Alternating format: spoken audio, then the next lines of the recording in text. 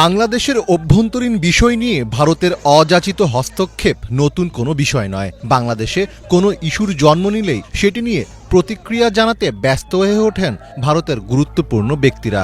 সাবেক প্রধানমন্ত্রী শেখ হাসিনা দেশ থেকে পালিয়ে ভারত গমনের পর থেকেই প্রতিক্রিয়া ও মন্তব্যের ঝুলি খুলে বসেছেন ভারতের অনেক রাজনীতিক। শুরুটা হয়েছিল ভারতের গণমাধ্যমে বাংলাদেশ নিয়ে ভুলে ভরা উদ্দেশ্য প্রণোদিত বিভিন্ন খবর প্রচারের মাধ্যমে, যার নেপথ্যে ছিল বিজেপির মদতপুষ্ট বিতর্কিত চ্যানেল রিপাবলিক বাংলা। তবে সেসব করে খুব একটা সুবিধা করতে না পারায় এবার প্রতিক্রিয়া জানানোর অস্ত্র নিয়ে নেমেছেন অনেকে, পাশাপাশি আন্তর্জাতিক মহলেও চালাচ্ছেন দেন দরবার। শুরুর দিকে বাংলাদেশ নিয়ে এসব মন্তব্য ছিল ভারতের পশ্চিমবঙ্গ কেন্দ্রিক, তবে ধীরে ধীরে এখন তা হয়ে উঠছে ভারতের জাতীয় রাজনীতির অংশ। প্রধানমন্ত্রী নরেন্দ্র মোদীর পর এখন একে একে বাংলাদেশের দিকে মন্তব্যের তীর ছুঁড়তে শুরু করেছেন অনেকেই। বাংলাদেশে হিন্দু সম্প্রদায় বর্তমানে নিজেদের পরিচয় নিয়ে বিপদে আছে বলে মনে করেন ভারতের উত্তরপ্রদেশের মুখ্যমন্ত্রী যোগী আদিত্যনাথ। হিন্দুদের ওপর নৃশংসতা হচ্ছে বলেও ধারণা তার। বাংলাদেশে হিন্দুদের অবস্থা বর্ণনা করতে গিয়ে আদিত্যনাথ বলেন, সিন্ধু ছিল হিন্দু সংখ্যাগরিষ্ঠ রাজ্য, কেন এটিকে পাকিস্তানে যেতে দেওয়া হলো? 1947 সালে বাংলাদেশে 22% হিন্দু ছিল, আজ এই সংখ্যা 7 থেকে 8 ভাগে নেমে এসেছে। অর্থাৎ ঘুরিয়ে ফিরিয়ে সেই অখণ্ড ভারত প্রতিষ্ঠারই ইঙ্গিত দিয়ে গেলেন সন্ন্যাসী থেকে মুখ্যমন্ত্রী বনে যাওয়া কট্টর এই হিন্দুত্ববাদী নেতা।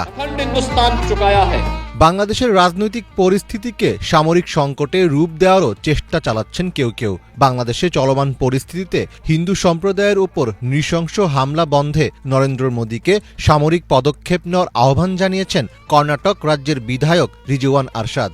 1971 সালে বাংলাদেশের মাটিতে ইন্দিরা গান্ধী যেভাবে সামরিক পদক্ষেপ নিয়েছিলেন, নরেন্দ্র মোদীকেও সেই পথে হাঁটার পরামর্শ দেন তিনি।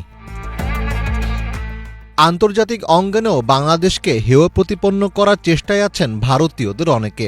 বাংলাদেশে ধর্মীয় সংখ্যালঘুদের ওপর হামলার ঘটনায় যুক্তরাজ্যের প্রধানমন্ত্রী কিয়ার স্টারমারের প্রতিক্রিয়া দাবি করেছেন হাউস অব লর্ডসের সদস্য সন্দীপ ভার্মা। কিয়ার স্টারমারকে পাঠানো এক চিঠিতে তিনি লিখেছেন, বাংলাদেশে হিন্দু সম্প্রদায়ের উপর অবর্ণনীয় সহিংসতা চালানো হচ্ছে। ধর্মীয় উপাসনালয়, ব্যবসা প্রতিষ্ঠান ও বাড়িঘর পুড়িয়ে দেওয়া হয়েছে।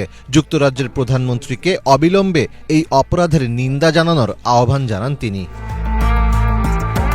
এরই মধ্যে ভারতের এসব অপতৎপরতার প্রভাব পড়তে শুরু করেছে। সম্প্রতি বাংলাদেশের সাবেক আইনমন্ত্রী আনিসুল হক ও প্রধানমন্ত্রীর সাবেক উপদেষ্টা সালমান এফ রহমানকে রিমান্ডে নেওয়া নিয়ে প্রশ্ন তুলেছেন বাংলাদেশে বসবাসরত ব্রিটিশ সাংবাদিক ডেভিড বার্গম্যান। বাংলাদেশের আইনশৃঙ্খলা বাহিনী ও আদালতের আচরণ নিয়েও প্রশ্ন তুলেন তিনি। যদিও বিতর্কিত সাংবাদিকতা করার কুখ্যাতি রয়েছে এই বার্গম্যানের, এর আগে আদালত অবমাননার অভিযোগে জরিমানাও গুনেছিলেন তিনি।